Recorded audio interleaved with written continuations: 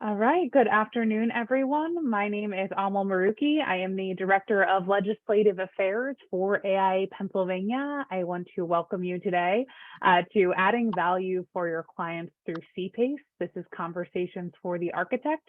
I'm really hoping that this will be an informative webinar for you. We're going to talk all about why you should be talking about CPACE with your clients and how it is a value add. So a little bit of housekeeping before we start. If everybody could make sure that you mute. We do not have the ability to mute all, so we will be going through and muting you as we see you speaking. But please mute yourselves. On the screen, you will see our learning objectives. These were promoted along with the webinar. I'm not going to read them for you. You should have access to these in your registration information. But there are 4 learning objectives that we will be sure to hit throughout the next hour. More housekeeping, the webinar is being recorded. I believe that you gave consent as soon as you signed on, so thank you for your consent. If you do not consent to being recorded, you can hop off and catch the recording after. We will be sharing this recording with attendees along with a certificate of completion. The webinar is registered for 1 AIA LU. It is a health, safety, and welfare credit. As we go through the presentation, we ask that you drop your questions into the chat. We will try to be as active as we can in the chat as we go through our presentation. At the end of each speaker's presentation, we are going to pause for 1 or 2 questions, and then we will be able to move to our next speaker and hold the rest of the questions for the end when we have time slotted for Q&A. So without further ado, I am going to show you who our panel is. We have Brian Smiley, Kelly Sanders, Scott Kelly, Lisa Shulock, and Janine Zappa, and I have enjoyed putting this presentation together with them. I am actually going to hand it over to Brian Smiley, who is the chair of our AIA Committee on the Environment and a senior project architect at HOK. He is going to be your master of ceremonies for the day. So Brian, please take it away. All right, thank you, Amal, and good afternoon, everybody. So I'd like to welcome you to this session on CPACE. We did one of these last year, and we're really interested in getting everybody up to speed on what CPACE is and how you can use it in conversations with your clients and really use it to your advantage. So next slide. So for those of you that have not followed what the AIA has been doing in recent years, this is a slide that basically shows the trajectory of climate initiatives that the AIA has undertaken. So this is the what I like to call the AIA is not messing around slide. So over the years, they've made progressive statements on climate change and really made a focus, devoted funds and attention and initiatives towards increasing architects' awareness and fluency on climate change. And I do want to say that working at HOK, we have a lot of corporate clients, almost all of them that are asking for buildings to be electrified now, and also asking for net zero buildings. At the very least, they want to know what it will take to bring it there. So 92% of S&P 500 companies are now publishing a sustainability report, which means they have to publish metrics on how to do there. It's not a lot of feel-good stuff. They want to publish their reportings of their climate and carbon initiatives. So if you have a client that's not asking for electrification of their buildings, or not asking for net zero buildings, let them know that almost all corporate clients and other building owners are headed that way. So this is a trend that is gathering a lot of momentum. And you may want to pose to your client that, do they want to be holding a building in 10 to 20 years that they want to sell that is not fully electrified or net zero carbon capable, of course, with a clean grid.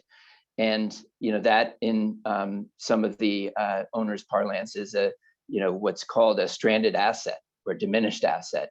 And they don't want to be stuck with that, of course. So that's a good thing to point out to them. So next slide. So what is CPACE and why does it matter to architects? I'm going to let our panel of experts and presenters really get into the weeds on this. I'll give you the elevator pitch description. CPACE is essentially a financing tool. Owners take out a CPACE loan with the intent that the money they save on energy savings will be put towards paying back the loan.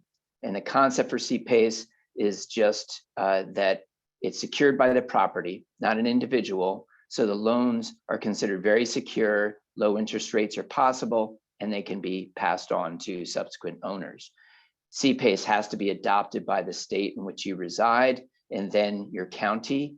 It's already been approved in Pennsylvania. There was a recent expansion that we'll be talking about a little bit more to include multifamily and some other technologies. And the counties have to basically endorse CPACE if they already did that a couple of years ago, and many of them are in the process of doing such.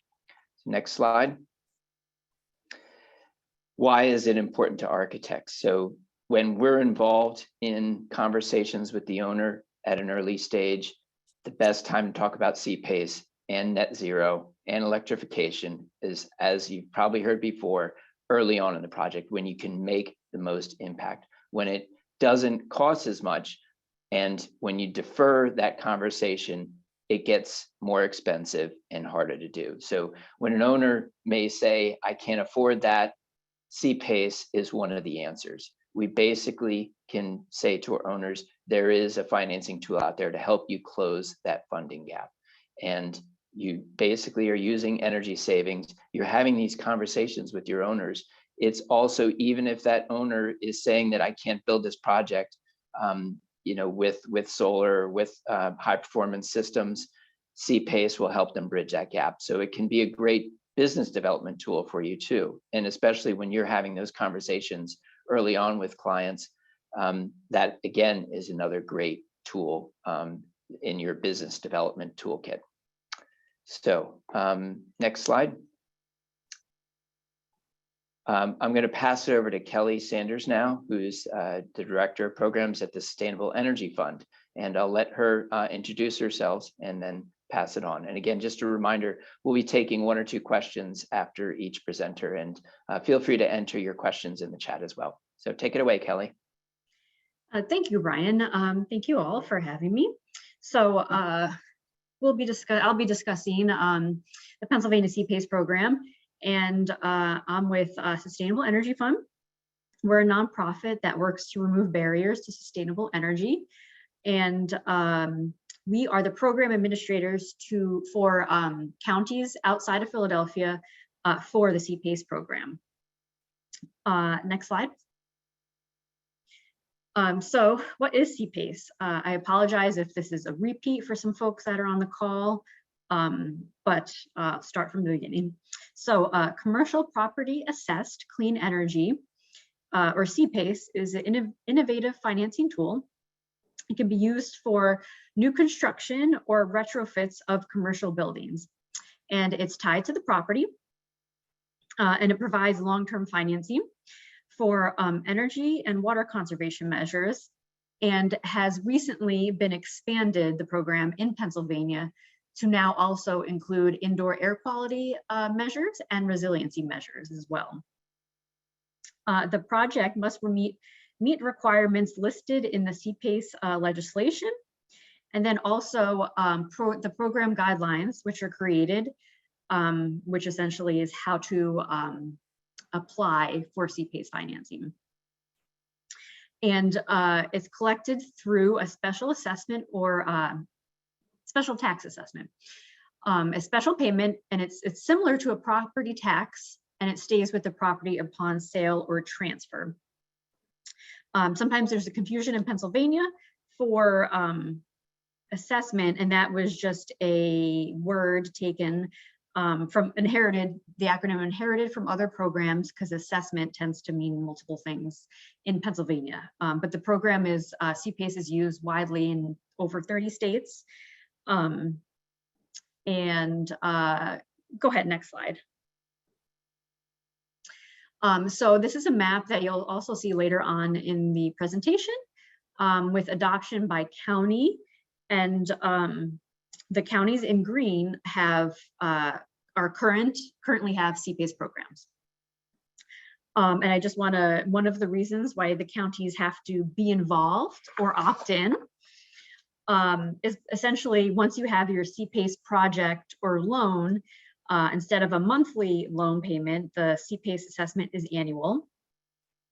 And the payment is sent to the property owner by the county. So that's why they're involved and they have to opt in. And the county is agreeing to collect the payment in the same manner it collects taxes. And the payment or assessment stays with the property, even if the owner sells, as Brian mentioned. And if in the event there's a delinquency, it's collected in the same manner as you would a real estate delinquency.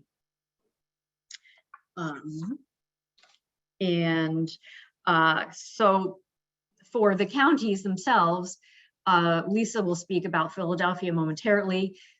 We're working through each county on which ones have accepted the expansion legislation.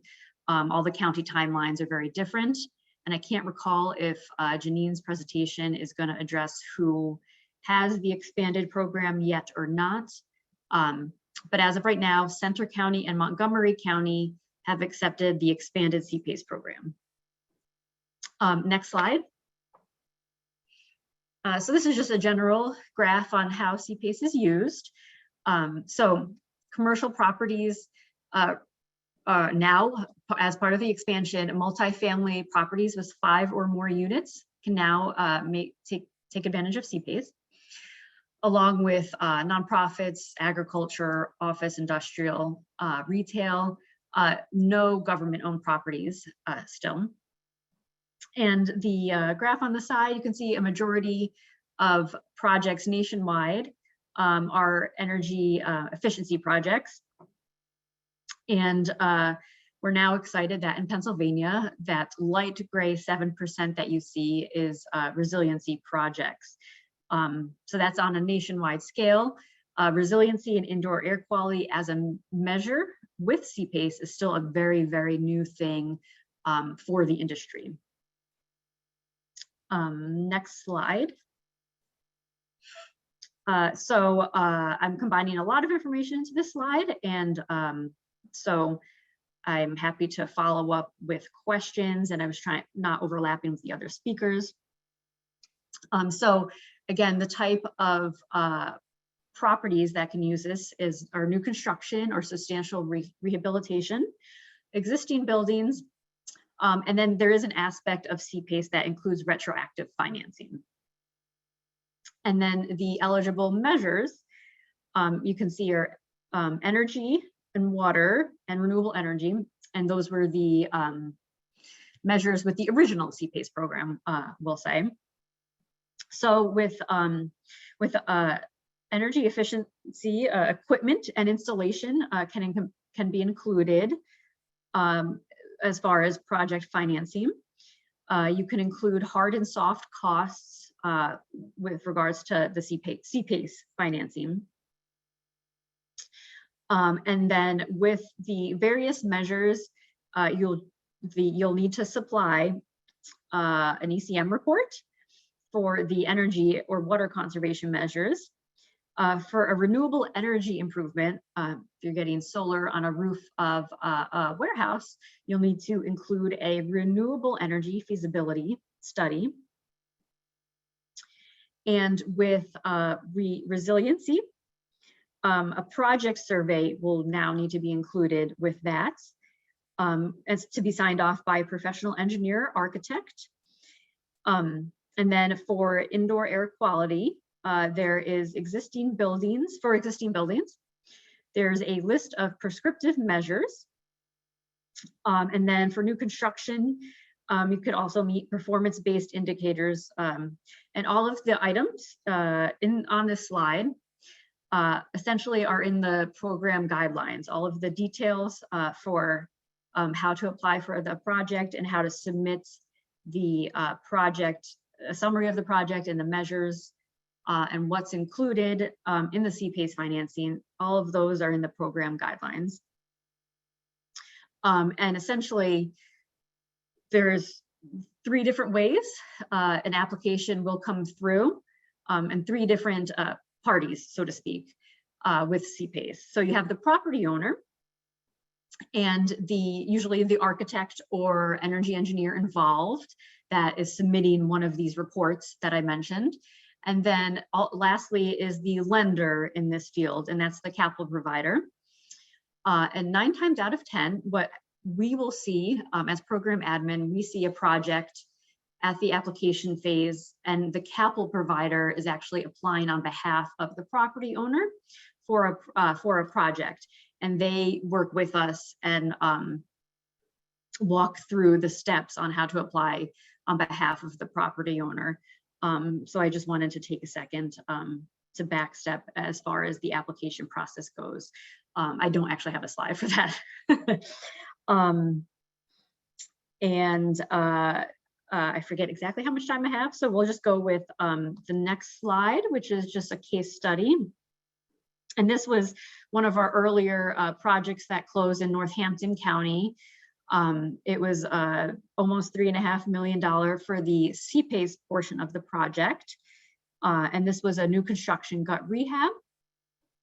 You can see some of the building measures that were included in CPACE, as far as building envelope, high efficiency heating and cooling. The plumbing fixtures were included, interior and exterior LED lighting. And this was the property owner you see there, and the capital provider. So that is my last slide. And I know I whizzed through that really quickly and didn't get too much into the details. So I'm happy to answer a couple of questions. Yeah, so if anyone wants to type their question into the chat, or if the question's too lengthy, feel free to unmute and ask. We do have a number of folks on the presentation, so hopefully it doesn't get too unwieldy. And if people are thinking of their questions right now, I will toss out here. So Kelly, that was great. And you had mentioned soft costs, and I just want to make sure that folks that aren't used to using those terms, that means your design fees, architect and engineer design fees that support these measures. So that's not a question, but it's a clarification that I think this audience would be interested in. So we do have one question from Peter Brown. Where are the guidelines available? Yes, if you see that the chat above that is Lisa kindly put in the 2 links for the different Philadelphia CPACE program and the Pennsylvania CPACE program. For Pennsylvania, or for the Pennsylvania one, I'm going to put in the chat also the county. You have to click on the county that you're working in, and then because each county has their own set of guidelines. We have a model set of guidelines where we try for Pennsylvania to remain similar, but each county has their own. So if you click on that PA CPACE counties link and click on the county that you're working in, those guidelines are available. The expansion part of the guidelines, I'm still working with the county specifically that have already passed it to work out those details. So once they're available, they'll be on the each county website. One thing I did not mention was something that Brian had mentioned earlier. So basically, I've been, for multiple parties, we hear the earlier that CPACE is introduced is the better for even the application process for the energy engineer down the line.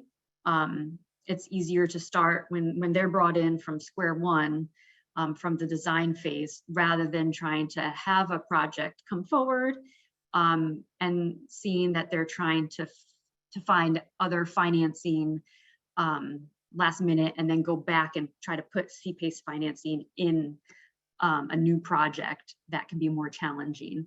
I see one of the questions, 3 million was a cost of just the CPACE financing. in that respect. So usually the CPACE financing is part of a much larger capital stack. And sometimes as program admins, we don't necessarily know of all of the costs involved, but usually it's a portion of their capital stack. And there was one other question, and then I think we'll move on, about the expected time length of the payout schedule. So the length of the loan, I think, is basically the question, goes by the estimated useful life of the equipment being installed or used. So it can go up to 30 years, but it depends on what the measures are. And the case slide of the Commodore, there was actually condos are not eligible. And what they had to do with the Commodore was actually separate out 2 parcels, and the CPACE assessment could only be applied to the commercial part of the property, the restaurant, the office spaces, etc.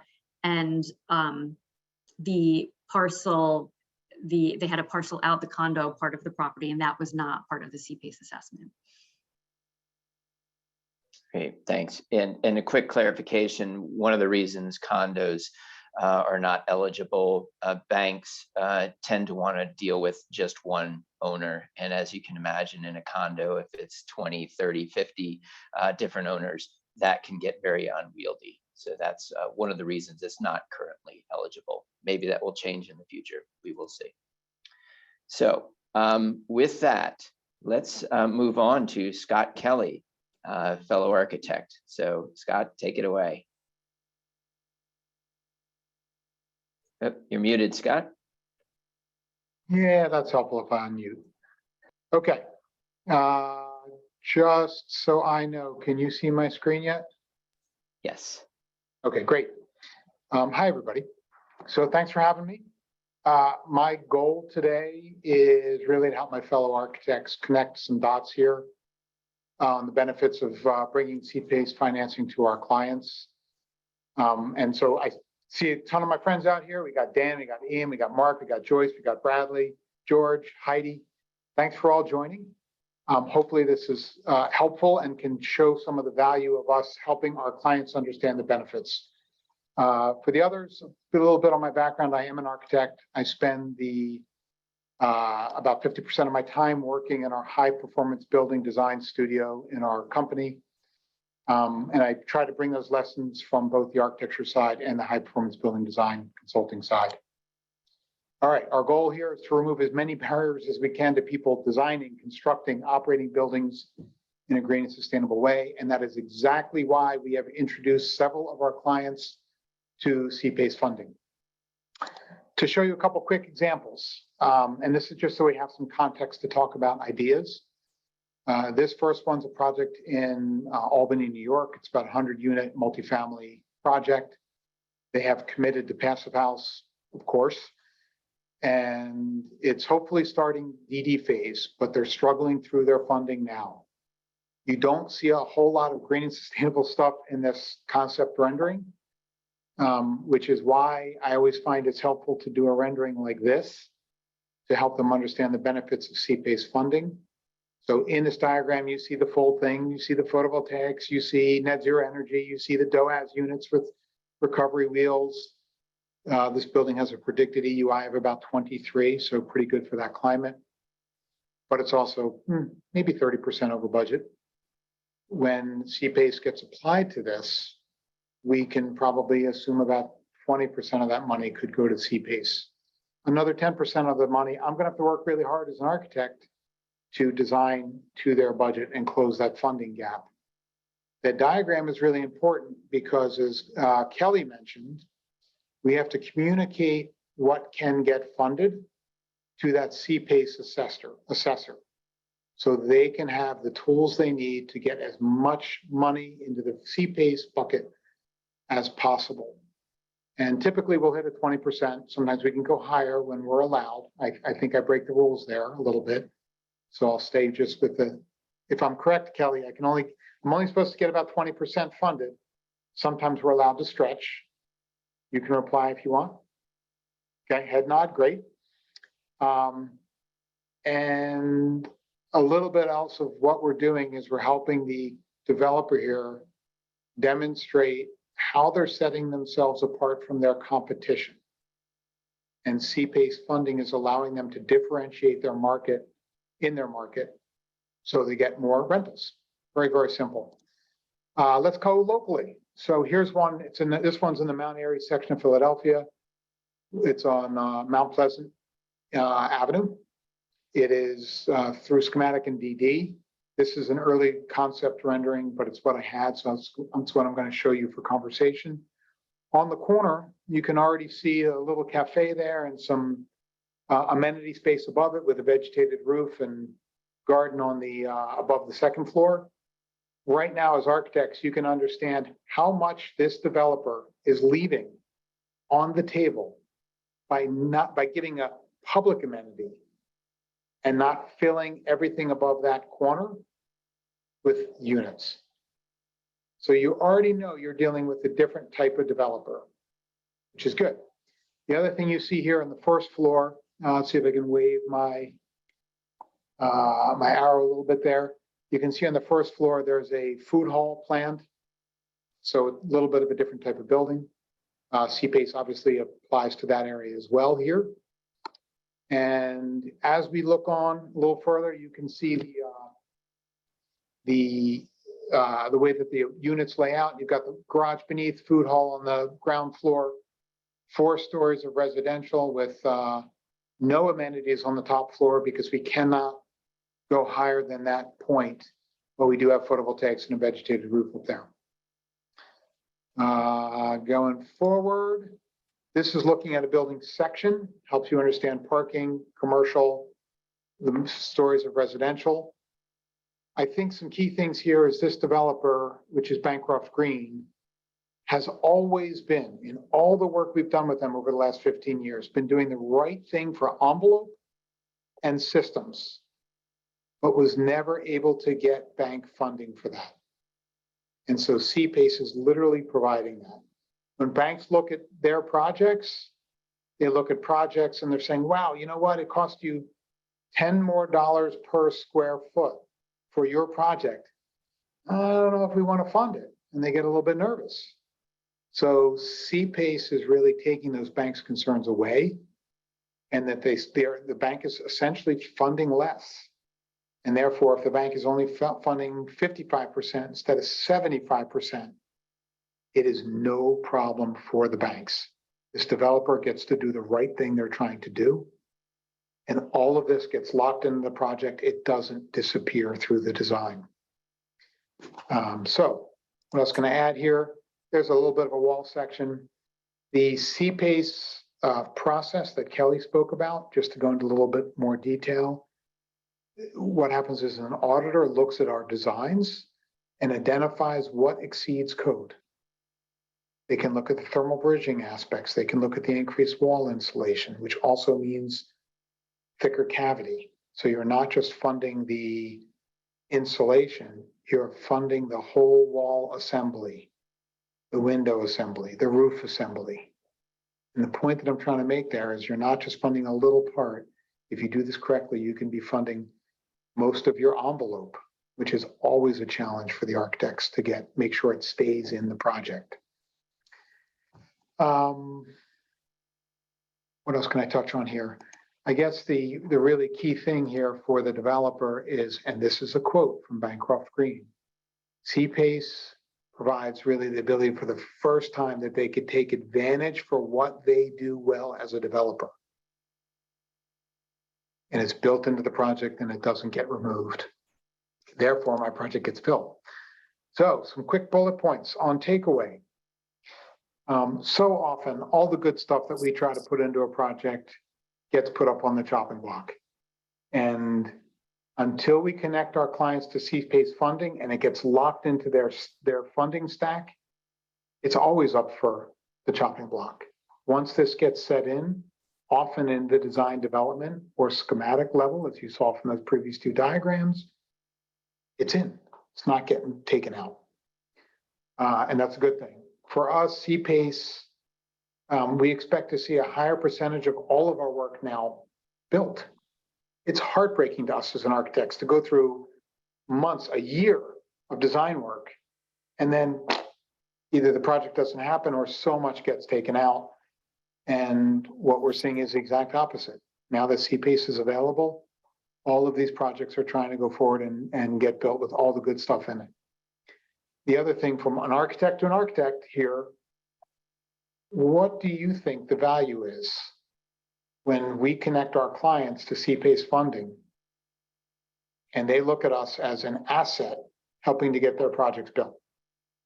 How many times am I likely to get a repeat client? You guys tell me, right? Really, really high at this point. So the other thing is our clients, and we have to understand the changes now in Pennsylvania, because now we can broaden what we're doing. It's not just a high performance envelope or better mechanical systems. It's delving into indoor air quality issues and ventilation systems and resiliency measures. It has opened up to us. And to go back to Brian Smiley's point here, if you are looking at electrification, you are perfect for the indoor air quality measures that CPACE just opened you up for. You have to start to think differently. We all have to start to think differently about what is fundable. So when you go back to your clients and you say, hey, we really should look at this, and they go, I looked at it and it doesn't work for us, get them to look again, because I bet you it does work for them. They just need to think a little bit differently to do that. I think I was brief, but I'll stop here. And I think I passed to Lisa, I think is next. Yeah, before you do that, I don't know if anyone else has a quick question here or there before we move on. There was, for those that didn't see in the chat, Dan had a question about if nonprofits are eligible, universities, schools, etc. And Kelly responded, yes, they can use it because they have a tax parcel ID. And that is a common question. So that's great. Thanks for that, Kelly. And I saw, Lisa, you had a clarification in there. Let me see here. Adam has a question for Lisa and Kelly. So maybe we'll kick that down to after Lisa talks, and then we'll chase back to that if the question hasn't been answered. So yes, Scott. If you don't mind, I'm going to throw in a question. I am halfway through construction on a net zero energy project for Muhlenberg. Do I have a chance, or are we just way too late? I don't have. You are not too late. You are not Okay. too late. Okay, I'll talk to you guys next week. See, there you go. It's happening. All right. Well, very good. And let's go to Lisa. I think we have to go back to Amal, your slide deck. Actually, if it's all right, I'm going to share because I just added a slide based on a question that was asked. Ah, excellent. Okay. Okay, so let me go to share here. Hold on one second. All right, share. Here we go.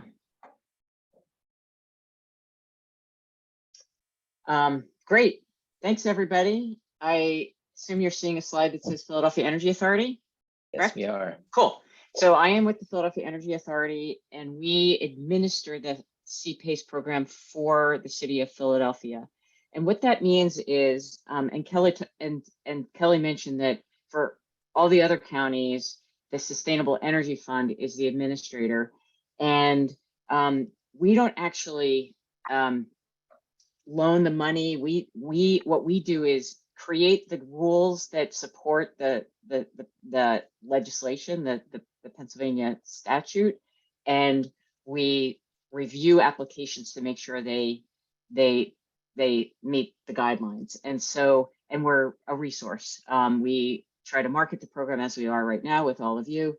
And I just wanted to make sure there was clear about that. And for those of you that aren't familiar with PEA, I can certainly dig into that at another time if people want to know more about us. So this is the slide I just added. This is one that Kelly and I use often. But when Scott was, I wanted to just to orient you, this middle column here is a traditional financing without CPACE. And you can see you're typically the least expensive money is your senior debt, and the most expensive is your sponsor equity. So of course you want more of your cheap money and less of your expensive money. When you introduce CPACE to the capital stack, there's two ways you can do it. What Scott was talking about was over here on the right, where you have your standard capital stack, and you're adding CPACE to add additional like green or efficiency measures to your building. And we love to see that, because we love to see buildings going deeper green, improving the health of the occupants, the indoor air quality, the energy reduction, etc. On the left side over here, you can see CPACE is actually displacing some of that more expensive debt. So for Scott, your question to, I think you mentioned Muhlenberg, if they have more expensive money that they're using, they can replace some of that with CPACE.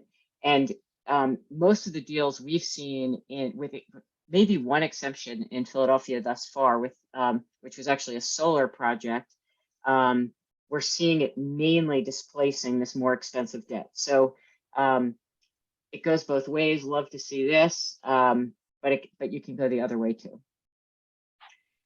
So I'm going to just jump into a couple of examples. Kelly mentioned the project in Northampton County. This is the most recent one that was financed in Philadelphia. This is a new self-storage facility on Ridge Avenue in the East Falls neighborhood. This was a $3 million CPACE financing. And one of the things that I don't think Kelly had a chance to get into is the maximum financing term is 30 years, but it can only be, it's up to 30. It can't be more than the average weighted value of the measures that are being financed. So if you're financing all LED lights, you're not going to get to 30 years, but if you're doing envelope and some HVAC equipment, then you're easily get to the 30-year term. The rate, the 5.5% in this case, is determined by the CPACE capital provider. So as I mentioned, we don't provide the financing. There's almost 30 capital providers that are registered in the state of Pennsylvania that provide the CPACE financing. It's an open market. Any financial institution can apply and become a CPACE capital provider in the state. They determine the rate. And what we used to say about the rates is that they tended to range between 5 and 6.5%, but that was before interest rates have gone up quite a bit this year.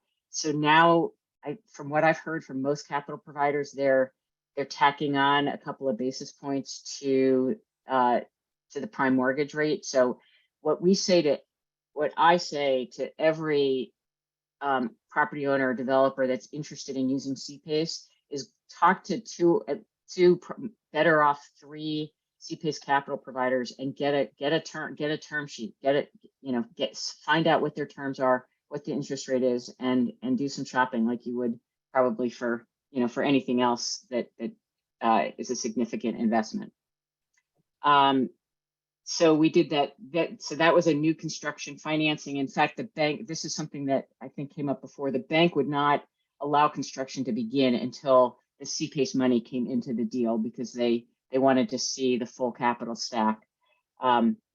In the case of 100 Independence Mall, you guys might know that, some of you who are from Philly might know it as the old Roman Haas building. There's a La Colombe in the retail area of the building. It's a pretty cool, historically significant. It's on the Register of Historic Buildings. They did a major renovation of this building, and the energy and water efficiency components of it were financed using CPACE, over $25 million of CPACE funding. This is the largest project so far in Pennsylvania. I'm sure there'll be larger ones, but we also, we're not like pushing for large. We like the small ones too. And then the last one I'm going to share with you is a manufacturing facility in the Navy Yard, Rhodes Industries. Again, those of you from this area will maybe recognize the Delaware River shot there with this very cool building. with the, am I getting this right, Scott? The crenellated roof? Is that what it's called? Sounds good to me. Oh, come on. I thought that was an architectural term. Fine, you know where I am. If you're building a castle with arrow loops. I see. Okay. Anyway, a little challenging for solar on that roof, but and they want to figure out how to add solar to this. But right now, this was a gut rehab, and they used $15 million of CPACE financing to finish out that building's renovation. All right, I'm going to switch gears here. You heard from Brian earlier and Kelly that that new legislation was passed, and Janine's going to talk a lot more about that in a moment. But I want to talk about what's happening with the implementation. I'm very excited to announce in our first live on-screen announcement that in Philadelphia we went live yesterday. We are now able to accept applications for multifamily properties that are 5 units or more, and as well as CPACE that's used, or financing that's using CPACE for indoor air quality and resiliency improvements. Kelly talked about what's happening with the counties. So we had an extensive stakeholder and public comment period, which ended, and we were able to post yesterday. And I can drop it in the chat again, but in fact, not again. There's a little news article that describes exactly what we did that I will share when I'm done speaking. There was a question about, I know, Brian, you mentioned the condo thing. It's also that it has to be rental. It has to be, it's not just about the complexity of multiple ownership. The way we've set up the guidelines is the 5 units or more has to be under one ownership. So that's the critical piece, is it's under one owner, which I guess you said, it's just a slightly different way to think of to talk about it. So Kelly also mentioned this for indoor air quality. We have performance-based design guidelines for new construction and gut rehab, and for existing buildings, there's a list of prescriptive measures that you can use. This was added to the legislation. We've been working on trying to get this passed for a couple of years now, starting with, at the early days of the pandemic. And so there was a sense that there might be interest of building owners to use CPACE to improve for COVID mitigation. So it certainly can be used for that, as well as other ways to improve your indoor air quality. Resiliency. In Philadelphia, you can use CPACE for stormwater management on the property, and that's a Philly only thing. Energy reliability improvements, which were pretty much covered by existing CPACE, but if there's any kind of question mark, basically anything that doesn't increase the use of fossil fuels can be used for resiliency. We specifically wrote it so that you can't just purchase diesel generators and use CPACE to fund that. I hope everybody here would appreciate the small distinction there. General flood mitigation, so that could be moving equipment to higher ground, elevating buildings, that kind of thing, and more. So that, and this philadelphiacpace.org/resources, and again, I'll drop this stuff in the chat when I'm done speaking, is where you can find more information. And I think I'm done. Yes. And my contact info is here, and I'm sure that will be shared after the presentation as well. Great. Thank you, Lisa. A quick question chasing back. Adam had asked about how the funds are dispersed. Are they similar to construction loan where you have specific milestones, or is it all given out at one time, or does it vary? Got it. It varies. And that's really dependent on the financing agreement between the capital provider and the borrower. What we do is we have a restriction that the final disbursement can't take place until the building has been commissioned to show that what was financed was installed properly. But that doesn't have to. So that will vary, but that's really between the capital provider and the property owner, except for a chunk being withheld for a successful commissioning report. Does anyone else have any other comments? Go ahead and enter them into the chat. I guess while we let folks think about that, I do want to ask a couple of questions about the IAQ, what qualifies. I've had a number of people ask me, if I want to do an energy recovery system, that would basically enable me to use 100% outside air.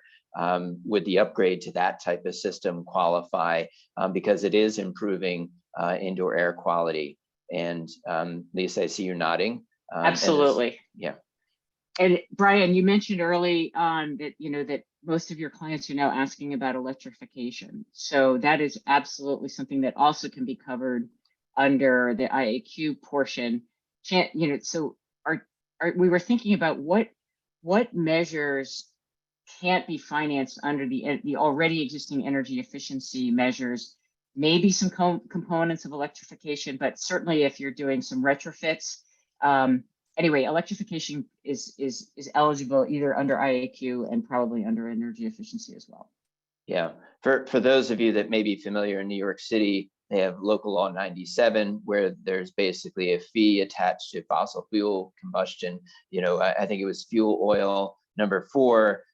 They want to phase it out. It's not a great thing to be burning in your city or your building. So there's a lot of IAQ benefits.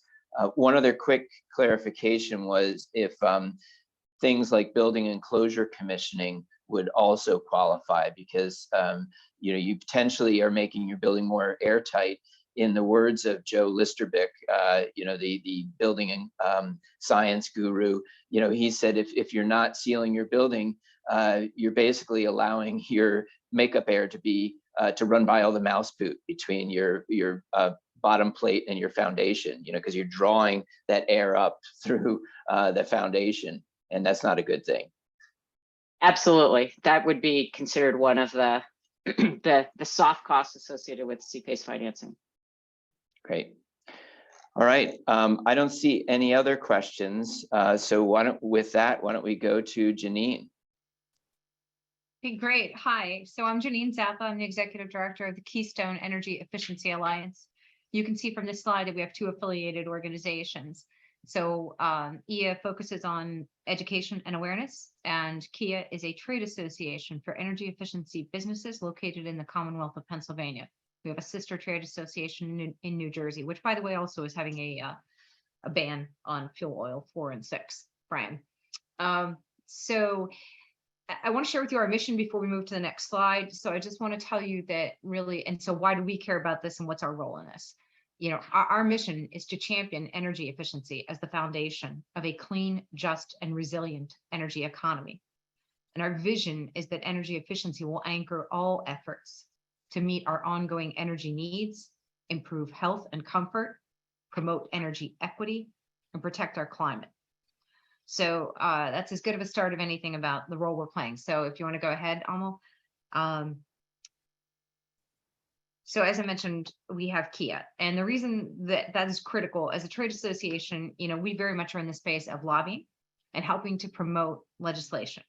And from the start, we've been involved in CPACE and helped to craft the original legislation that passed in 2019 when the program was introduced in the state. And as Brian mentioned at the top, 2018, sorry, that was the enabling. It's enabling legislation. And even this expansion that was just passed in June through the work of the CPACE Alliance and this group of people who are here today and many others, it creates what's called an enabling. It's almost like an umbrella. So each county has to adopt the program. And you saw the slide from Kelly with all the green of all the counties that have adopted CPACE. So I'm going to walk you through kind of the tricky part of this now that we have an expansion bill that was passed, and that was Senate Bill 635 that passed at the end of June. There was a House companion bill, but ultimately it was Senate Bill 635 that was the one that was passed. So there are 3 counties who have adopted the expansion, and I'm going to get into this, but despite the fact that 21 of the 67 counties in Pennsylvania have said yes, after the 2018 law, we want a CPACE program. They had to pass a resolution in their county. Now we have to go back and have counties say, yes, I also want that expanded thing that allows multifamily properties, resilience, and indoor air quality. So even if your county has a CPACE program today and they have not yet adopted the expansion legislation, which has just happened and literally just gone into effect on September 7th or 8th, 60 days since the passage, they will need to take that step, and we're here to help you with that. So SEF has been leading the outreach to counties beyond Philadelphia, because clearly PEA is really, you know, the catalyst driving that effort in Philadelphia. And as you can see, Philadelphia is, you know, one of 3 where you can do everything right now. So if we can go ahead to the next slide. All right, so, you know, as I was saying, right, where CPACE financing is not yet adopted, the county needs to pass a resolution by their county council or whatever their governing body is. And different counties have different governance structures across the Commonwealth. And they have to allow for those new 3 aspects. And as Kelly alluded to, they will take the model guidelines typically, but then they may and do have the option to customize those guidelines to their county itself. So there's a little bit of leeway. SEF has put together a great toolkit that originally our 2 organizations had collaborated on to make it easier for public officials to understand. So there is a model resolution in there, there's the guidelines in there, and then there's some process description about what is CPACE, and that is available on the website that was put in the chat earlier. Those things are really intended for public officials and their staff. You're more than welcome to look at them too, so you know what you're in for. If you want to go ahead to the next slide. All right. Oh, there you go. So, and really though, the key thing is the role architects can play is critical, because, and there's Kelly and I at Cambria County when the CPACE legislation was just passed earlier this summer. So we've been on a tour of many counties across the state, meeting with their county officials. And it typically does take multiple meetings, right? It's not a one and done.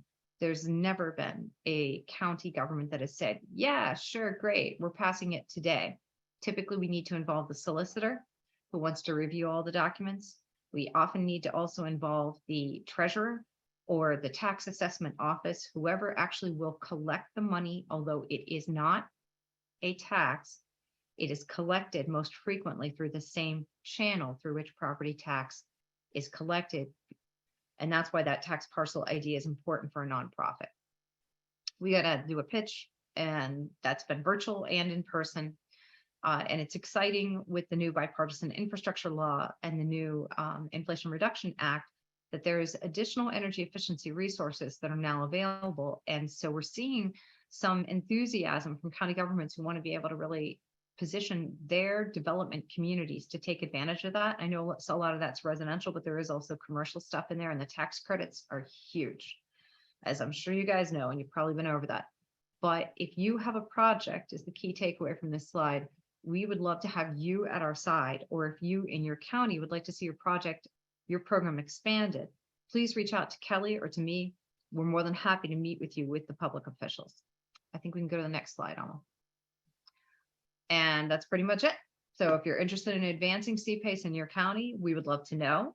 I just wanted to set your expectations that it'll take a little bit of time, but it also, there's the opportunity in the programs for the resolution to be adopted such that it will allow a 2-year look back. So that's not an across the board one and done. And Kelly, please step in and correct me if I'm wrong, but you can structure the county level program so that projects that have already been completed, even within the past 2 years, could be eligible for CPACE financing, provided that the guidelines were structured that way and the program was structured that way. I think that's all I got, unless Kelly has any corrections for me. Great. Yeah, All right. I want to jump in here though and pull a little bit of an audible. So thank you, Janine, and thank you to everybody for presenting. I know that a lot of the members on this group, we focus a lot at AI Pennsylvania on state legislation. The enabling legislation was something that we really focused on. So I want to thank all of you that engaged in our action alerts and that engaged in this process to get Senate Bill 635 passed. But the next step is really local. So I think that for all of the reasons that you have heard today about why CPACE is important, if you have any local stories, any local projects, let me know. I will make sure that you are connected with Janine and with Kelly, and we can come up through our Committee on the Environment with the ability to give you talking points specifically for architects to get into these meetings with county commissioners and municipal leaders so that you can continue to advocate not only at the state level, but at the local level so that we can ensure that this funding does get through and get passed. So I just wanted to add that.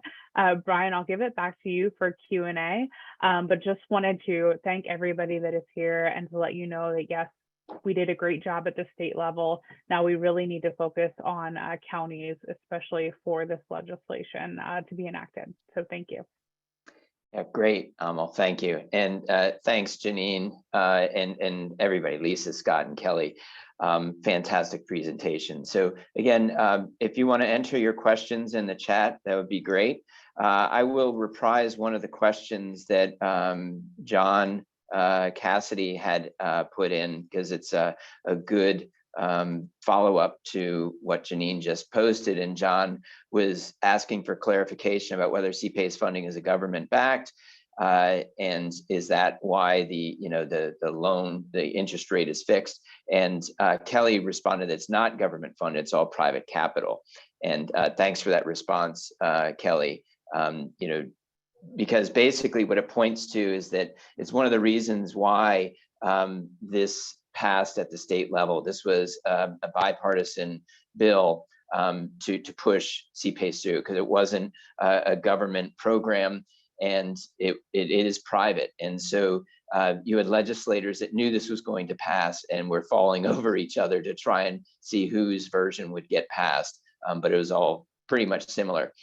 So Amal, I appreciate your plug. I was actually going to do the same thing with that lead in, and I'm going to put in the chat basically the Philadelphia Coat website. So if you go there, my contact information is on there, but I'm very involved. I'm chairing the Philadelphia Coat Policy Committee. And as Amal said, we're very involved. The AIA is very involved, and the Committee on the Environment is involved at the state level.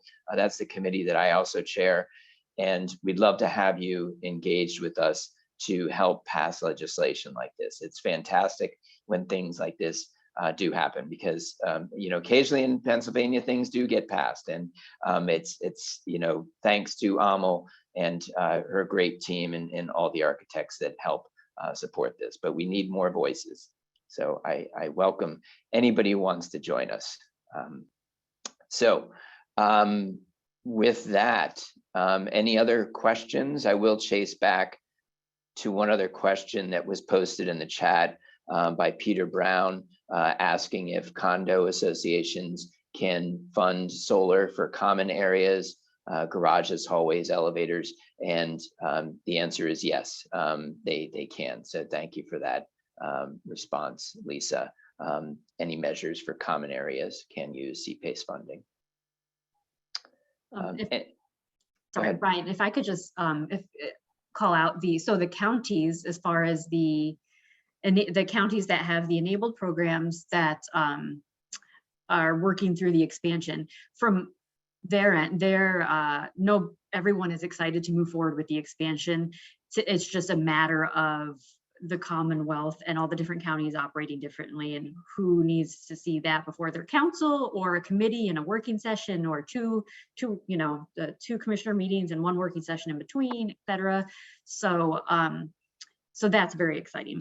So of the counties that are in green, that haven't seen the expansion yet, there's no disinterest from the county end. It's just a matter of getting it through their timeline. But please reach out to Janine and I if you know of a specific project in a county that's not enabled currently. We're always working with the county commissioners and letting them know when there's an active project in their county, and that seems to pull them along even if they're not interested. Yeah, thanks for that, Kelly. Great. All right, well, we're right at 2 o'clock, so I'm going to jump to my next meeting, and I hope everyone has a good afternoon. Thank you for attending, and again, feel free to reach out to any of the presenters or to Amal or myself, and we can connect you with the answers. Thanks again, and have a good afternoon. Bye now.